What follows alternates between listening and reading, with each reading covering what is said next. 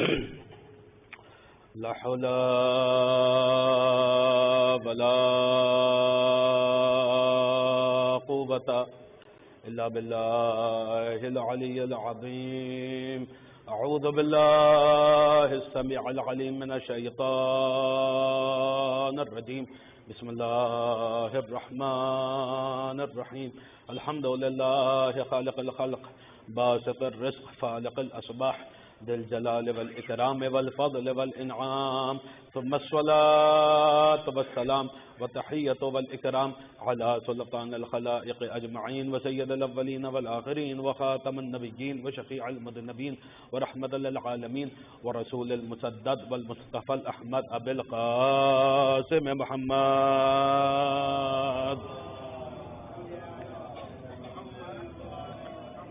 وآلہ الطیبین الطاہرین المعصومین المظلومین المنتجبین المنتخبین المیامین الہادین المہدیین الذین اذهب اللہ عنہم الرجس وطہرہم تطہیرا. اللہم صل علی محمد وآل محمد لا سیما بقیت اللہ فی الارضین. روحی وارواح العالمین لترى بمقدمہ فدا ولعنت اللہ علی اعدائہم وغاث بحقوقہم ومنکر فضائلہم ومناقبہم وولایتہم اجمعین من الآن الى یوم الدین. القول منی فی جمیع الاشیاء قول آل محمد علیہم الصلاة والسلام فیما سروا وما اعلنوا فیما بلغنی عنہم وما لم یبلغنی. اما بعد فقد قال رسول اللہ صلی اللہ علیہ وآلہ من مات ولم عارف امام زمانہ مات میتۃ جاہلیہ. صلوات پڑھ دے پر محمد و آل محمد. اللہم صل علی محمد.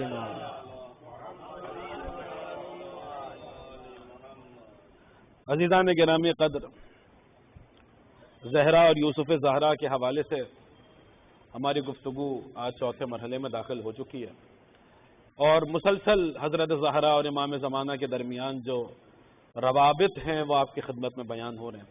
کل بات یہاں پر آ کے تمام ہوئی تھی کہ یہ جو آنے والا ہے یہ تمام ائمہ کی حسرتوں کو پورا کرنے والا ہے،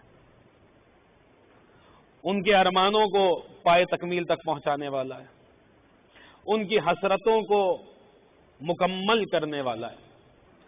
یہی وجہ ہے کہ ہم دیکھتے ہیں کہ ہر امام اس آنے والے کے بارے میں تفصیل کے ساتھ بتا رہا ہے، اور اتنی تفصیل بیان کی کہ شیخ صدوق نے کمال الدین میں عرض کیا جا چکا ہے، الگ الگ چیپٹرز بنائے، الگ الگ باب قائم کیے کہ کس امام نے حضرت حجت کے متعلق کیا فرمایا ہے. عزیزان گرامی، یہ بات کل یہاں تمام ہوئی تھی کہ سیدہ علم کی اس منزل پر فائز ہیں کہ علی جیسے، اگر آپ حضرات بھولے نہیں، علی جیسے باب مدینۃ العلم سے فرما رہی ہیں، اور عمار سلمان سے بیان کر رہے ہیں کہ کیا میں تمہیں عجیب چیز نہ بتاؤں. سیدہ امیر المومنین سے کہہ رہی ہیں تعال الیہ، اے ابو الحسن میرے قریب آئیے، احدثک بما کان وبما یکون وبما لم یکن، میں آپ سے وہ کچھ بھی بیان کروں گی جو ہو چکا ہے، وہ سب بھی بیان کروں گی جو ہونے والا ہے، اور وہ کچھ بھی بیان کر دوں گی جو نہیں ہونے والا ہے. عزیزان گرامی، غیب کی خبروں کا جناب زہرا کے ذریعے ظہور پانا، اس بات کو ذرا، یہ بھی ایک رابطہ ہے امام زمان اور حضرت زہرا میں. بی بی کے القاب میں سے ایک لقب ہے محدثہ.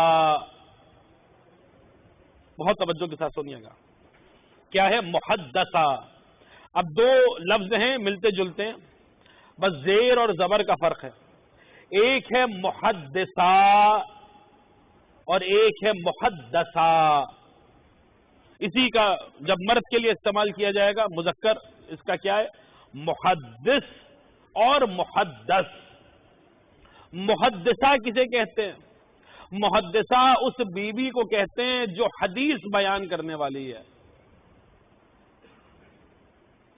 واضح ہوا؟ محدثہ وہ بیوی جو حدیث نقل کرنے والی ہے، وہ کیا ہے؟ وہ محدثہ. اگر کوئی مرد حدیث بیان کرنے والا ہو تو وہ کیا ہے؟ وہ محدث. محدثہ کسے کہتے ہیں؟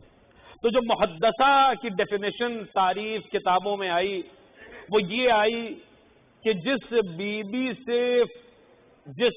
بی سے آسمان والے باتیں کریں وہ محدثہ، جس بی بی سے، پھر سنیے، جس بی بی سے فرشتے گفتگو کریں وہ کیا ہے؟ محدثہ۔ اب دیکھیے جناب سیدہ کا محدثہ ہونا ثابت ہے، شہزادی سے فرشتوں کا کلام کرنا ثابت ہے، لیکن ایک بات غور طلب ہے جو میں عرض کروں گا کہ آپ اس کو، یعنی اب جو میں باتیں بیان کرنے جا رہا ہوں تو اس میں یہ ایک بارڈر لائن ہے اور یہ ایک بنیاد ہے جس بنیاد پر وہ عقیدے کی عمارت تیار ہوگی، وہ یہ ہے، اس کو اچھی طرح سے گھیرا باندھ لیجئے کہ فرشتوں کا سیدہ سے باتیں کرنا یہ سیدہ کے لیے فضیلت نہیں ہے۔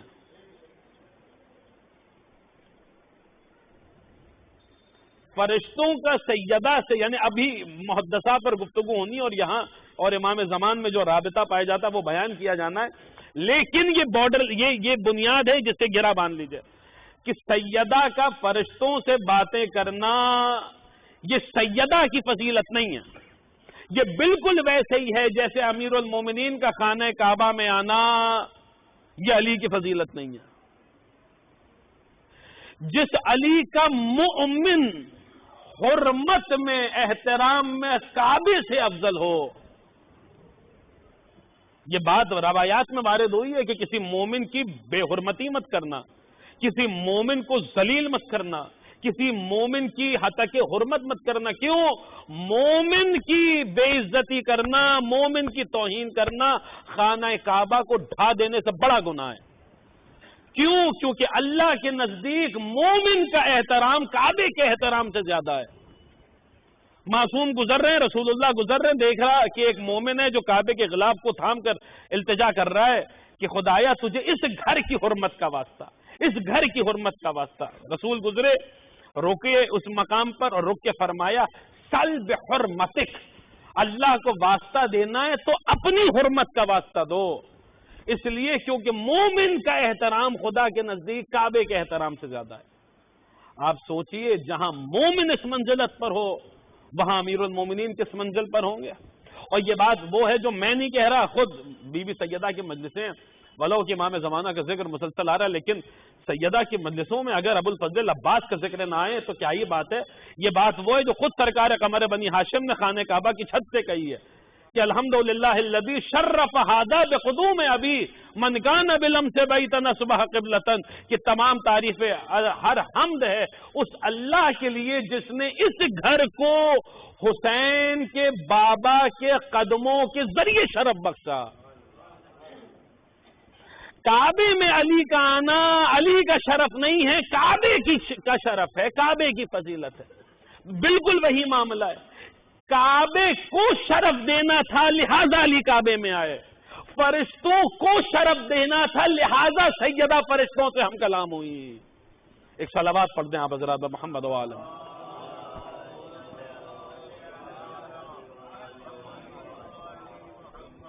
نہیں تو سیدہ فرشتوں کی محتاج نہیں ہے۔ آپ نے غور نہیں کیا، حدیث کسا پڑھتے ہیں آپ نے اس میں غور نہیں کیا کہ ابھی سب زمین پر بیٹھے ہوئے ہیں، چادر تلے جمع ہیں، زمین پہ گفتگو ہو رہی ہے، زمین پہ سیدہ موجود ہیں چادر تلے، ابھی جبریل چادر میں نہیں آئے، ابھی رسول ہے، امیر المومنین ہے، حسنین ہے، سیدہ ہیں، زمین پہ بیٹھے ہوئے ہیں، سب چادر تلے جمع ہیں، اور آسمان پہ خدا ایک محفل بلا رہا ہے، فرشتوں سے گفتگو کر رہا ہے اور کہہ رہے اعلموا یا ملائکتی و یا سکان سماواتی، اللہ جو باتیں آسمان پہ فرشتوں سے کر رہا ہے وہ بنا کسی غیبی خبر کے، ابھی جبریل اس کے مرحلے کے بعد آنا ہے، جبریل کو ابھی جبریل نہیں آئے ہیں، لیکن اللہ جو باتیں عرش پہ کر رہا ہے وہ فرش پہ فاطمہ بتا رہی ہیں۔ ارے کیا سنا آپ، تھوڑا سا متوجہ ہو جائیں، وہ سیدہ فرش پہ بتا رہی ہیں، یعنی بتا رہی ہیں کہ ہمیں فرشتوں کے ہم محتاج نہیں ہیں، فرشتوں کی ضرورت ہمیں نہیں ہے، فرشتوں، ارے فاطمہ کسے کہتے ہیں؟ فاطمہ کا یہ قطعاً شرف نہیں کہ فرشتوں نے سیدہ فرشتوں سے ہم کلام ہو رہی، نہیں، جو زمین پر رہتے ہوئے عرش کی باتیں بتا دے اسے فاطمہ کہتے ہیں۔ ایک صلوات پڑھے آپ حضرات محمد و عالم۔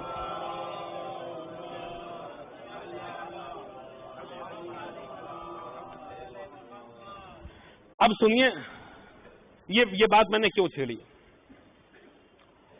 سیدہ کا فرشتوں کا ایک گہرا رابطہ ہے.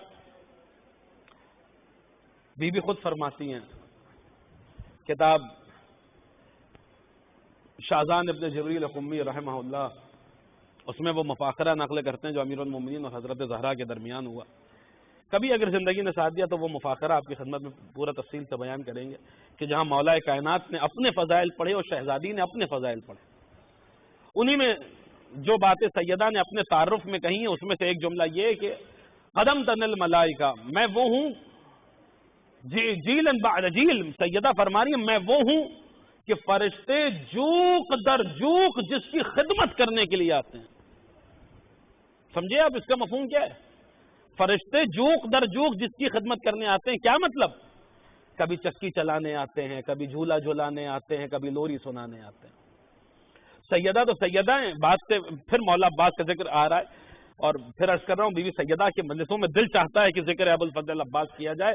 آیت اللہ وحید خراسانی کا خود کا ایک شعر ہے مولا عباس کے حوالے سے، اس میں انہوں نے یہی مفہوم نظم کیا ہے. فرماتے ہیں مولا عباس کے حوالے سے آغا وحید فرماتے ہیں کہ کنار علقم آرام گاہت ملائک خادمان بارگاہت. اے ابو الفضل عباس، آپ کی بارگاہ وہ ہے جو نہر علقمہ کے کنارے.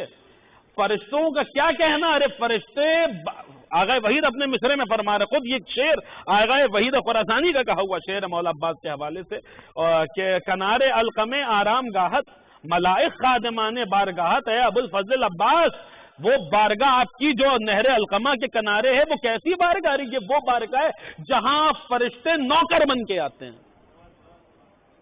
جہاں فرشتے خادم بن کے آتے ہیں. اور یہ بات کوئی عقل سے پرے بات نہیں ہے.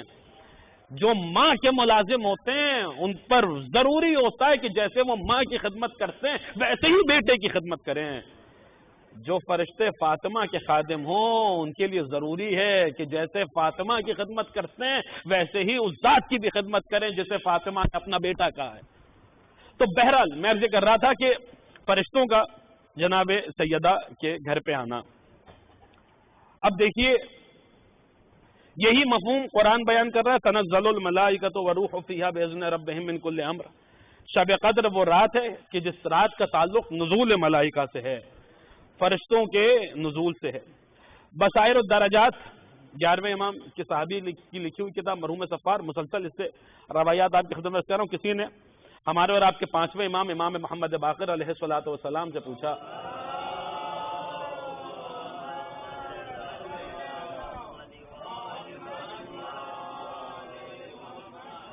امام سے پوچھتا ہے کہ فرزند رسول کیا آپ فرشتوں کو دیکھتے ہیں؟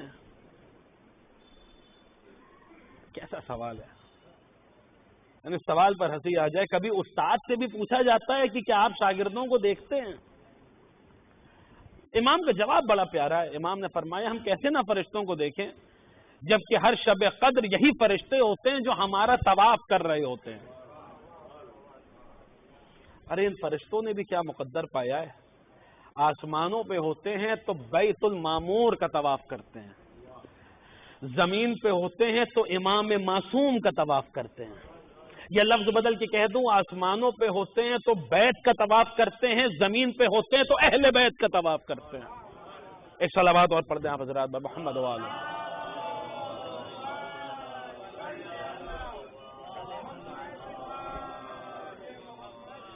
ابھی 5ویں امام 4تھے امام کی بارگاہ میں ایک ناصبی آیا، صاحب عوالم العلوم نے نقل کر رہا ہے، ایک ناصبی آیا مناظرہ کرنے کے لیے. دل میں ارادہ کہ کچھ لوگ ہوتے ہیں ڈھیٹ قسم کے ہوتے ہیں، انگریزی میں ان کے لیے ایک لفظ ہے سٹبن، ڈھیٹ قسم کے. وہ دل میں نیت کر کے آیا کہ آج یہ جو دلیل دے دیں میں کہہ دوں گا یہ دلیل میں نہیں مانتا. آپ کیا کر لے جائیں گے؟ یعنی اس کا تو کوئی جواب ہی نہیں نا، میں نہیں مانتا اب اس کا کیا آپ جواب دیں گے؟ وہ آیا امام سے مناظرہ کرنے کے لیے، ایک دلیل میں نہیں مانتا، یہ میرے نزدیک قابل قبول نہیں. دوسری دلیل بھی میں نہیں مانتا، میرے نزدیک قابل قبول نہیں ہے. تیسری دلیل بھی میں نہیں مانتا. کچھ دیر ہو گئی، بلا تشبیہ ہمارا 4تھا امام بلند ہوا اور اس سے کہا کہ چل میرے ساتھ میرے گھر چل، میں تجھے اپنے گھر کی چیزوں پر جبریل کے پروں کے نشان دکھلاتا ہوں. یہاں تو معاملہ یہ ہے، خدا ہم سب کو مدینہ منورہ کی زیارت نصیب فرمائے.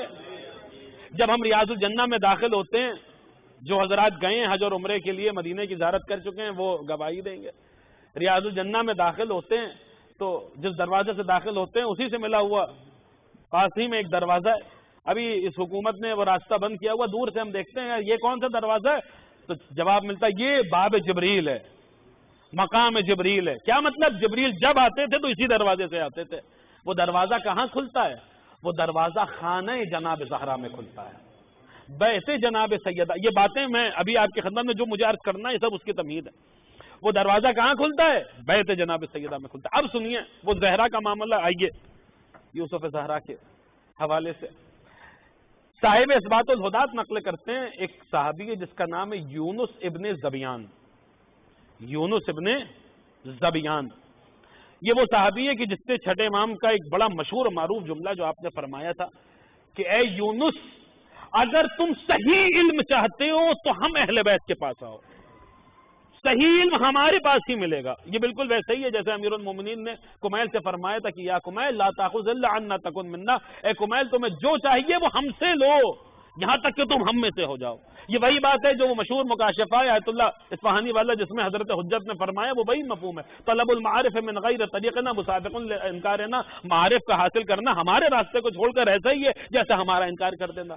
یہ وہی مفہوم ہے جو پانچویں امام نے فرمایا تھا کہ شدق وغرب لن تجد علما صحیحا الا شیئا یخرج من عندنا اہل البیت، تم مشرق میں جاؤ مغرب میں جاؤ کہیں بھی تمہیں صحیح علم نہیں ملے گا مگر وہ کہ جو ہم اہل بیت سے نکلا ہو۔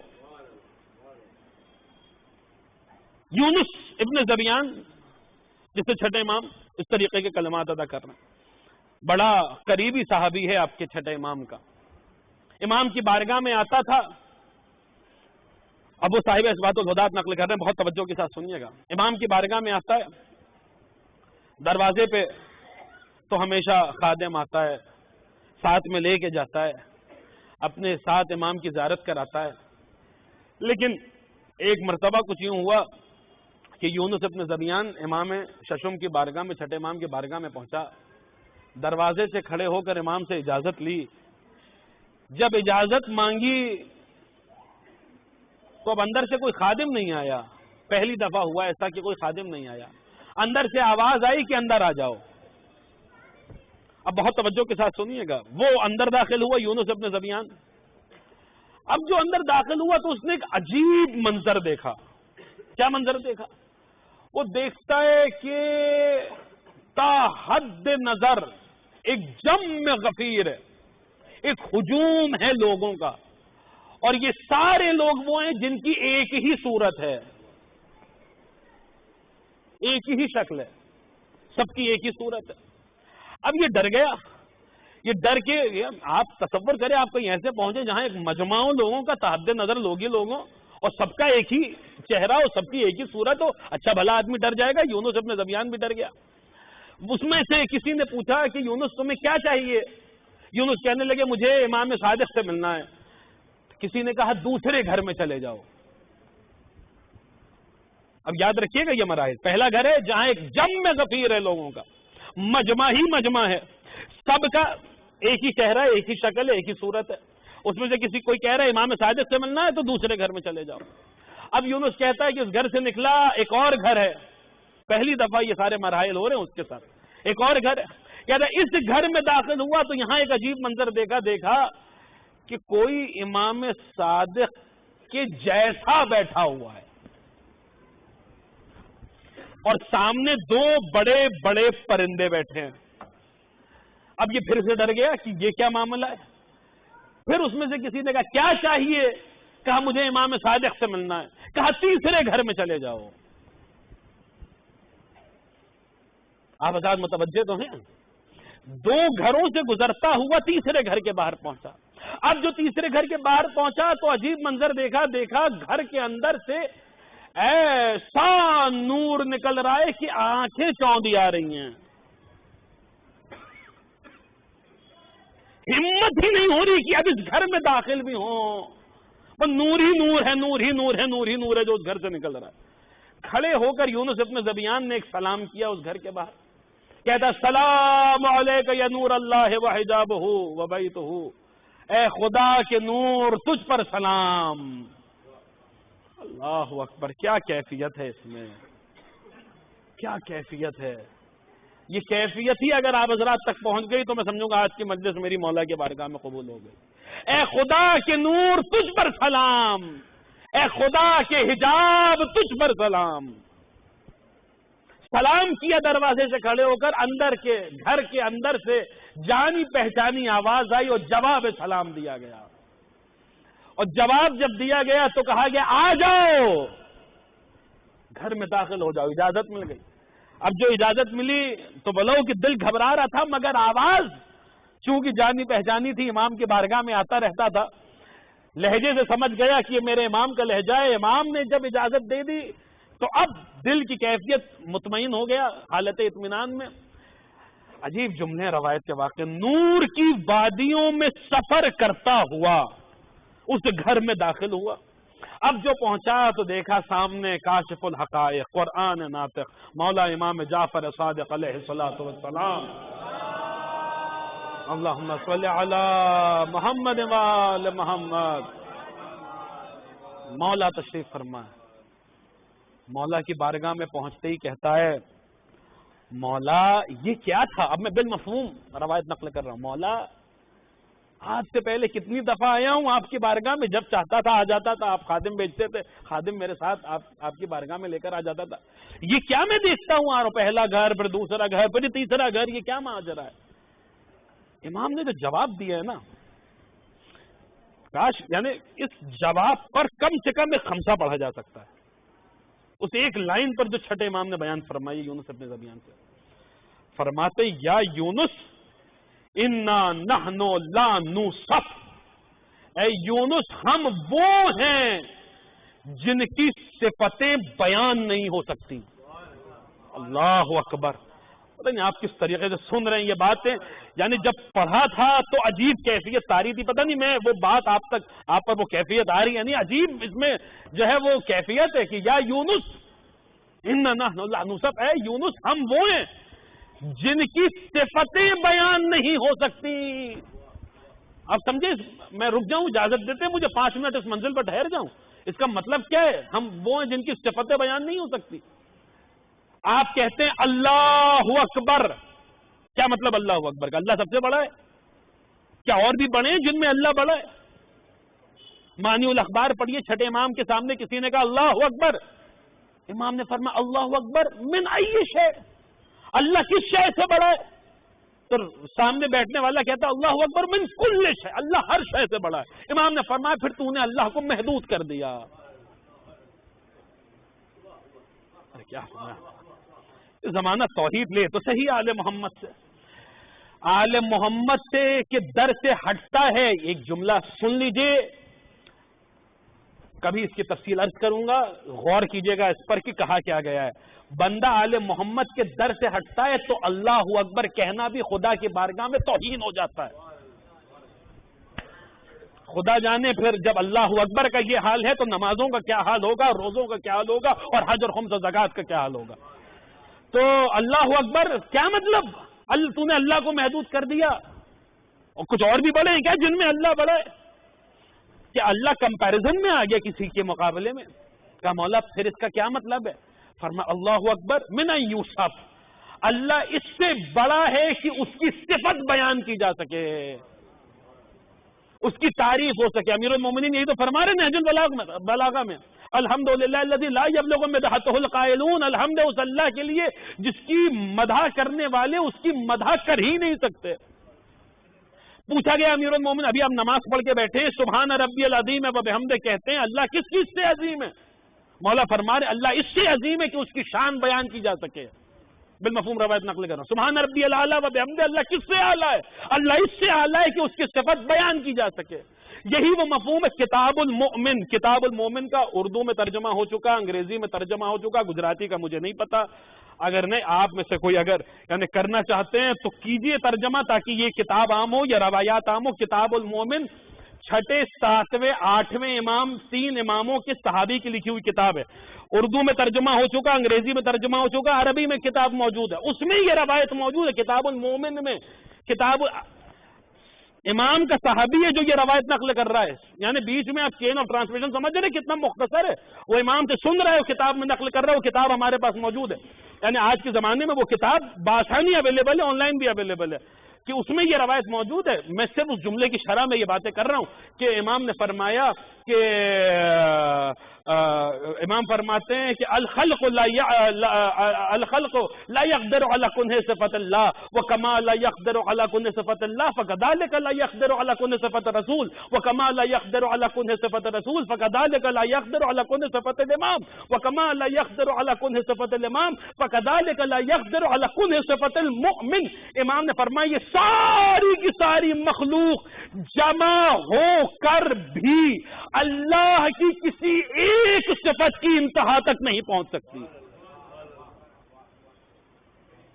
ایک صفت سمجھ رہے؟ ساری مخلوق کا مطلب کیا ہے؟ یہ ناسا والے کہتے ہیں کہ خالی جہاں تک ہم پہنچ پائیں آبزرویبل یونیورس کا ڈائیمیٹر تقریباً 93 بلین لائٹ ایئرز ہے. لائٹ ایئر سمجھتے ہیں؟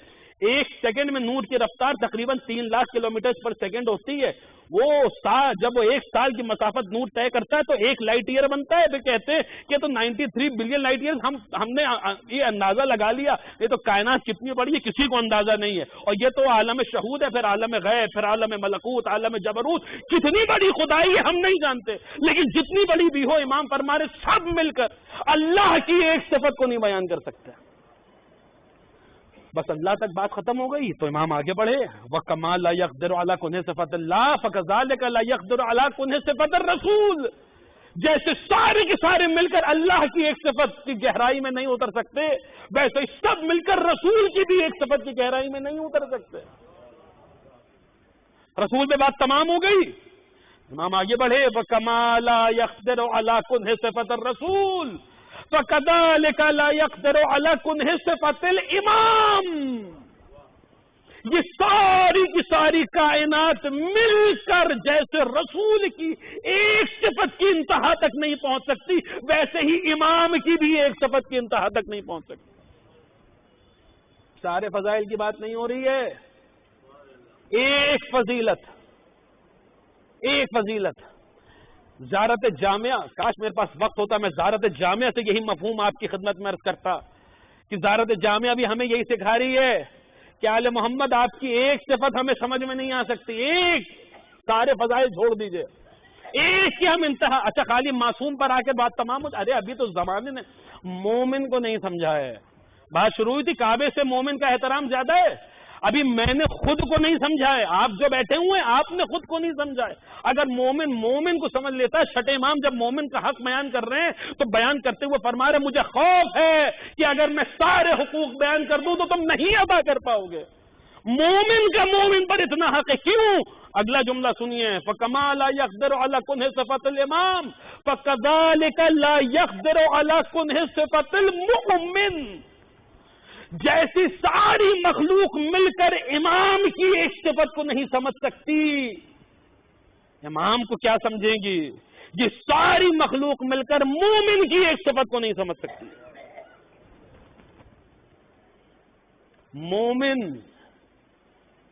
مومن کی بات ہو رہی ہے. مومن کی آپ جو بیٹھے ہوئے ہیں نا یہاں پر جو امیر المومنین کا ذکر کر رہے ہیں، ابھی آپ نے خود کو نہیں پہچانا، ابھی میں نے خود کو نہیں پہچانا، ابھی مومن نے مومن کو نہیں سمجھا ہے، امیر المومنین کو کیا سمجھے گا؟ میں کیا کروں، میں پتہ نہیں کس وادی میں اتر آیا اور کہاں گفتگو مڑ گئی. لیکن اب جب مڑ چکی ہے تو سن لیجئے، یہ باتیں نہیں پڑھی سنی جائیں گی تو نہیں پڑھی جائیں گی. پھر جو آپ پھر کر رہا ہوں جو سنتے رہتے ہیں وہی سنایا جائے گا. میر انیس نے اس مفہوم کو بھی نظم کیا ہے. میں مسلسل سرکار انیس کا ذکر کر رہا ہوں، آج پھر ابھی بات آ گئی ہے. میر انیس نے اس مفہوم کو بھی نظم کیا ہے. سرکار انیس نے فرماتے ہیں، پہلے تو کہتے ہیں ہے جادہ بہشت بری مرتضیٰ کی مد، جنت تک جانے کا راستہ علی کی مدح ہے جادہ بہشت بری مرتضیٰ کی مد، شمع رہے نجات ہے شیر خدا کی مد، مفتاح باب خلد ہے، جنت کے دروازے کی چابی ہے، مفتاح باب خلد ہے خیبر کشا کی مد، کافی ہے مغفرت کو شہ قل کفا کی مد. پھر فرماتے ہیں کہ اہل ولا ہے گر تو ثنائے ولی کرے، اعلیٰ وہی زبان ہے جو ذکر علی کرے۔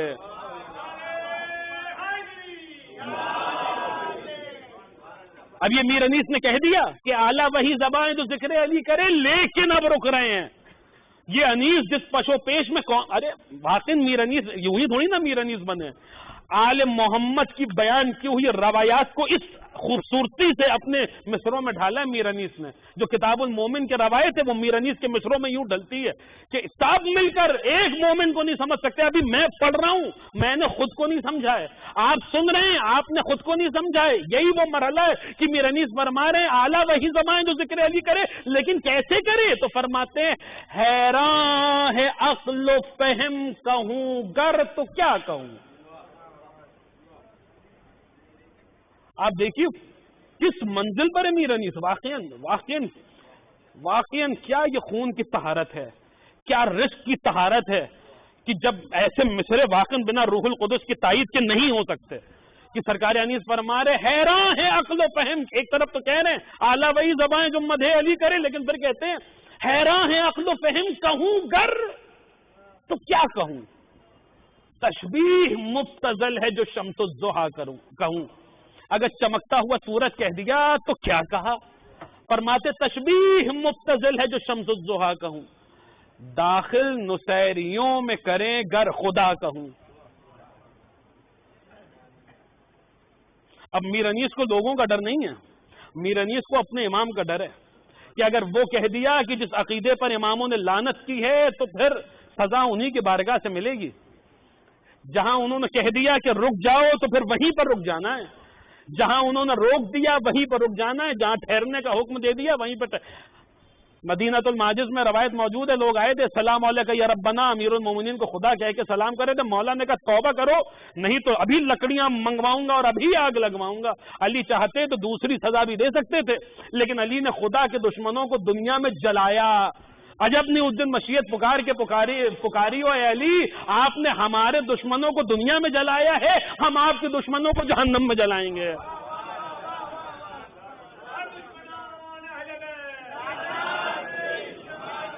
اب سنیے فرما رہے ہیں کہ حیران ہے عقل و فہم کہوں گر تو کیا کہوں، تشبیہ مبتذل ہے جو شمس الضحیٰ کہوں، ارے داخل نصیریوں میں کریں گر کیا کہوں، خدا کہوں، لیکن مجال کیا جو خدا سے جدا کہوں۔ یہ بھی حدیث ہے جسے میر انیس نظم کر رہے ہیں، علی ممسوس فی ذات اللہ، علی جہاں ہیں توحید ادھر ہی ملے گی جدھر علی ہے۔ فرما رہے ہیں لیکن مجال کیا، ابھی میں نے خود کو نہیں پہچانا، آپ نے خود کو نہیں پہچانا، علی کو کیا پہچانیں گے؟ من عرف نفسہ فقد عرف ربہ، جس نے اپنے نفس کو پہچان لیا اس نے اپنے رب کو پہچان لیا۔ میر انیس فرما رہے ہیں لیکن مجال کیا جو خدا سے جدا کہوں۔ فرماتے توصیف ذات پاک، اے علی آپ کی ذات کی ثنا کرنا، توصیف ذات پاک مجال بشر نہیں، توصیف ذات پاک مجال بشر نہیں۔ ارے وہ کیا ثنا کرے جسے اپنی خبر نہیں۔ ایک صلوات پڑھ دیں آپ حضرات محمد و آل محمد۔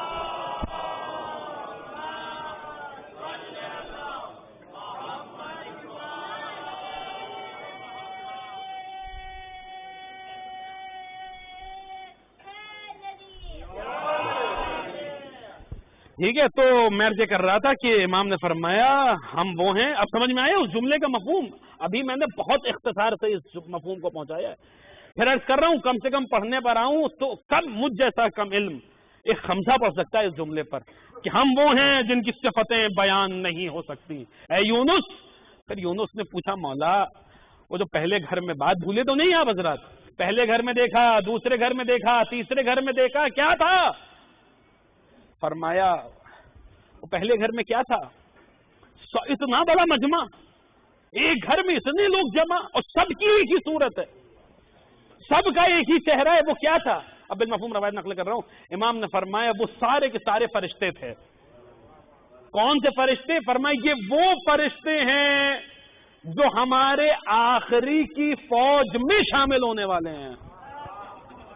جس دن سے اللہ نے انہیں بتایا ہے کہ تمہیں ان کا سپاہی بننا ہے، تب سے یہ حالتیں انتظار میں موجود ہیں. ان سب کی ایک ہی صورت ہے. ارے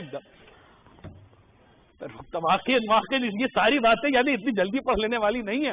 میں کیا کروں؟ امام کے لشکر میں 7 طریقے کے یعنی جو ہے وہ 7 طریقے کا لشکر ہوگا امام کی فوج میں، 7 طبقات ہوں گے، اور فرشتوں میں بھی قسمیں کہ امام کے لشکر میں کون کون سے فرشتے ہوں گے. ہر فرشتے کو یہ شرف نہیں ہے کہ وہ امام زمانہ کے لشکر میں شامل ہو سکے، نہیں، وہ بھی صرف چنے ہوئے اور خاص فرشتے ہیں جنہیں یہ شرف ملا ہے کہ وہ حضرت کے لشکر میں شامل ہو. وہ انشاءاللہ حضرت پر جب تفصیل سے اگر گفتگو ہوگی تو میں آپ کی خدمت میں تفصیلات عرض کروں گا کہ فرشتوں میں کون سے فرشتے، جنات میں کون سے جنات، انسانوں میں کیسے انسان امام کے لشکر میں شامل ہوں گے جو روایات میں بیان کیا گیا. بہرحال کہ یہ وہ سارے فرشتے ہیں، ایک ہی صورت، ایک ہی چہرہ، امام کے انتظار میں بیٹھے ہوئے ہیں. پھر کہا دوسرے گھر میں جو دیکھا آپ کے چہرے سے ملتا جلتا، وہ جو بیٹھے ہوئے تھے وہ کون تھے؟ جواب سنیں گے امام کا. امام نے فرمایا وہ فرشتہ تھا جو تیسرے آسمان پر جس کی ڈیوٹی ہے، تیسرے آسمان کا موکل فرشتہ ہے، اس کا ایک ایمانی بھائی ہے، ایمانی دوست ہے جس کی ڈیوٹی اللہ نے چوتھے آسمان پہ لگائی ہے. وہ ہمارے پاس آیا تھا کہ ہم اللہ سے سفارش کر دیں کہ اللہ ان دونوں کو ایک ساتھ کر دے. جن کی سفارش کے بنا معصوم فرشتوں کے کام نہیں بنتے. ایک صلوات پڑھ دیں آپ حضرات پر محمد و آل محمد.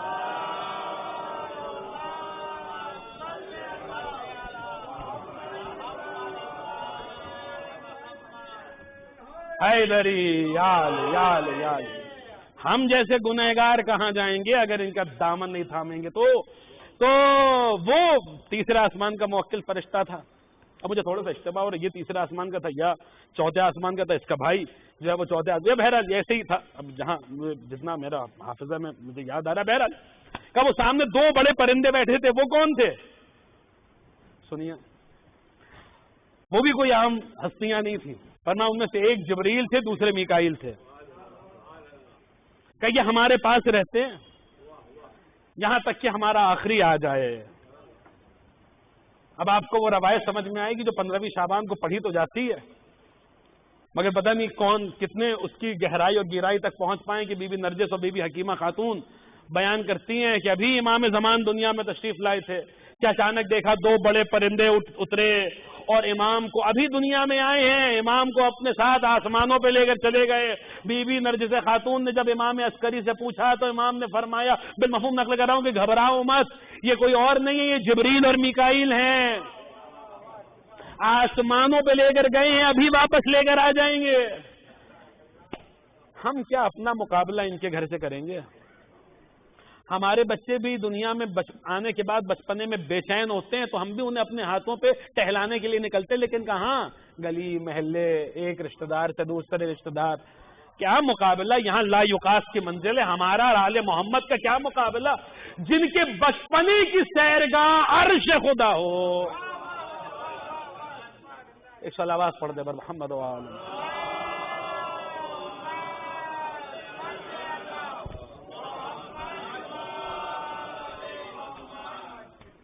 جبریل کو تو امام سے ایسی انسیت ہے کہ فرشتہ سید الملائکہ ہے، سر پہ سید الملائکہ کا تاج سجا ہوا ہے، ہر نبی کے پاس وہی لے کر آیا ہے، لیکن بیعت کرے گا تو میرے زمانے کے امام کے ہاتھوں پر بیعت کرے گا. اور پہلی ذات جو امام کے ہاتھوں پر بیعت کرے گی وہ حضرت جبریل امین کی ہوگی. اور بہرحال عزیزان گرامی، یہ بات میں نے کیوں عرض کی، یہ فرشتوں کا موضوع میں نے چھیڑا کیوں؟ تاکہ یہ زہرا اور یوسف زہرا کے درمیان یہ رابطہ بھی سمجھ میں آئے. مقام جبرائیل، باب جبرائیل سیدہ کے گھر میں کھلتا ہے. اس زمانے میں جبریل آتے تھے تو پہلے خانہ زہرا میں آتے تھے، بعد میں رسول کی بارگاہ میں جاتے تھے. باب جبریل کا سیدہ کے گھر میں آج تک موجود ہے. باب جبریل خانہ زہرا میں آج تک موجود ہے، خانہ سیدہ میں باب جبریل. باب جبریل کا، مقام جبریل کا خانہ زہرا بیت سیدہ میں ہونا اس بات کی دلیل ہے کہ جبریل کو اس زمانے میں انسیت تھی تو حضرت زہرا سے تھی، اور آنے والے زمانے میں جس ذات کی بیعت جبریل کرنے والے ہیں وہ یوسف زہرا ہے. وہ یوسف زہرا ہے۔ عزیزان گرامی، جبریل کو جناب سیدہ سے اتنا ہی یہ ایک انسیت تھی حضرت زہرا سے کہ رسول اللہ کی شہادت کے بعد اللہ نے جبریل کو نازل کیا جناب سیدہ کی بارگاہ میں۔ کس لیے نازل کیا؟ تاکہ سیدہ کے دل کو سکون ملے، سیدہ کے یہ ہے تو مصائب کی منزل، لیکن آپ اس کو اگر غور سے سوچیں نا تو عظمت جناب زہرا کے سمندر سے شاید کچھ چھینٹے ہم پر پڑ جائیں۔ کب سے جبریل آ رہے ہیں زمین پر، جبریل کا آنا جانا کب سے لگا ہوا ہے، امین وحی الہی ہے، اللہ کی قدرت کا مظہر ہے، سر پہ سید الملائکہ کا تاج سجا ہوا ہے، وہی لے کر آئے، لیکن یہ مقام یہ مرتبہ صرف اور صرف حضرت زہرا کو حاصل ہے۔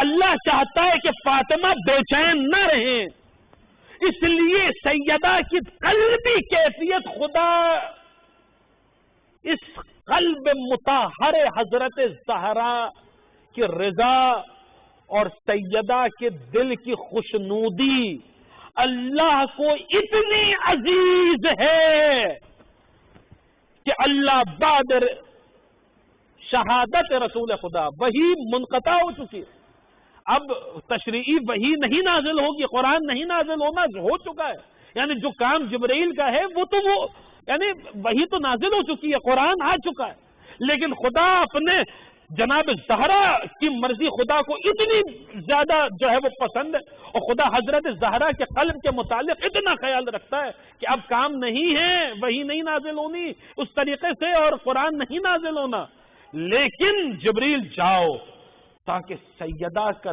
دل مطمئن ہو۔ یہ کوئی عام بات نہیں ہے۔ مصحف حضرت زہرا، اب یہاں پہ آج کی بات تمام ہوئی ہے، کل کی گفتگو انشاءاللہ یہیں سے شروع ہوگی۔ مصحف حضرت زہرا اسی طریقے سے تیار ہوا ہے، اور کل وہ ہم آپ کی خدمت میں وہ ایک آخری بات جتنا اب وقت میں گنجائش رہے گی آپ کی خدمت میں عرض کریں گے کہ حضرت زہرا کا جبریل امین سے اور امام زمانہ کا جبریل امین سے جو تعلق ہے، جبریل آئے ہیں تو خدا کی طرف سے کیا خبریں لے کر آئے ہیں، ہم تک تو خیر وہ خبریں نہیں پہنچی ہیں، لیکن جو روایات میں ہے وہ ہم آپ کی خدمت میں کل انشاءاللہ بیان کریں گے، کل ہی سے مجلس کا آغاز ہوگا۔ بہرحال عزیزان گرامی، بعد رسول فاطمہ پہ کیا کچھ گزر گئی۔